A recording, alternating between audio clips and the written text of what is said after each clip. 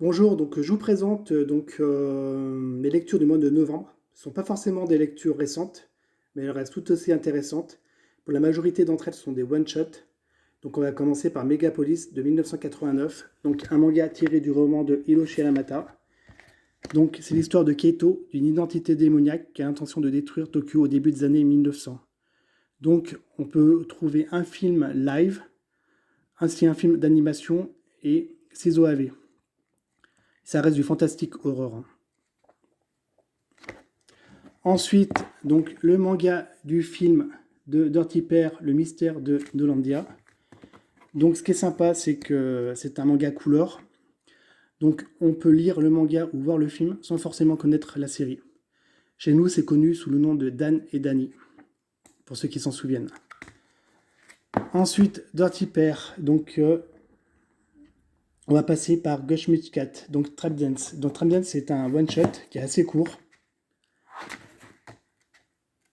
Donc je ne sais pas vraiment où se situe cette histoire dans la série principale, car j'ai pas forcément vu tous les épisodes, ni lu tous les volumes.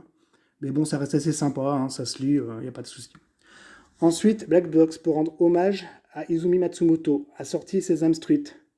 Donc les 3 volumes, plus Graffiti. Donc Graffiti est un recueil d'histoires courtes. Ça sera l'esquisse, voire les prémices de Kimegure Orange Road. Donc au niveau graphique, on reconnaît bien le coup de crayon, ainsi que le design des personnages, et on peut retrouver aussi certains noms comme Madoka ou Hikaru.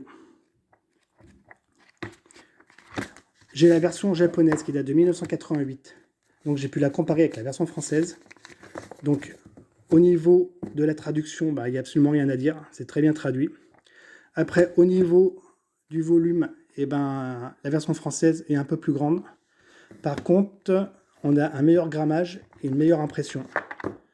Donc là, on va pas se plaindre, hein. C'est très bien. On a une bonne version. Ensuite, Sesame Street, donc c'est en 3 volumes. Donc c'est une histoire plus ou moins de triangle amoureux. Donc ça paraît un peu too much au premier abord, mais bon, au niveau scénaristique, c'est très bien écrit. Donc j'ai pris plaisir à lire et c'était vraiment sympathique, quoi. On replonge bien dans les années 80, voire début 90. Ensuite, on nous a sorti, donc pour Halloween, Junji Ito tombe. Donc c'est un recueil de plusieurs histoires courtes. Donc ça reste vraiment dans le style de ce qu'on connaît, hein, dans son style à lui. Après, il y a certaines histoires qui restent un peu en tête, donc aux âmes sensibles, donc je déconseille de lire, sinon vous pouvez y aller, c'est très bien.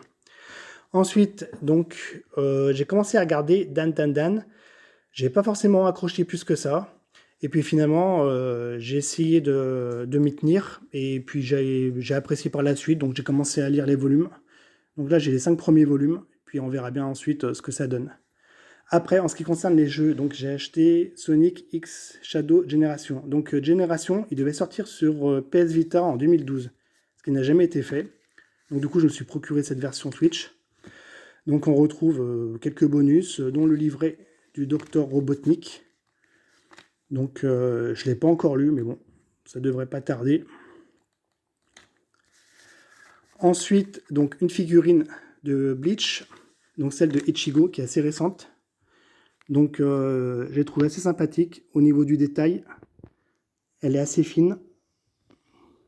Et il a une belle ressemblance au niveau du personnage. Donc il n'y a vraiment rien à dire, hein. C'est une belle figurine. Donc voilà, pour ce qui est du mois de novembre. Bon je vous dis à bientôt. Bye.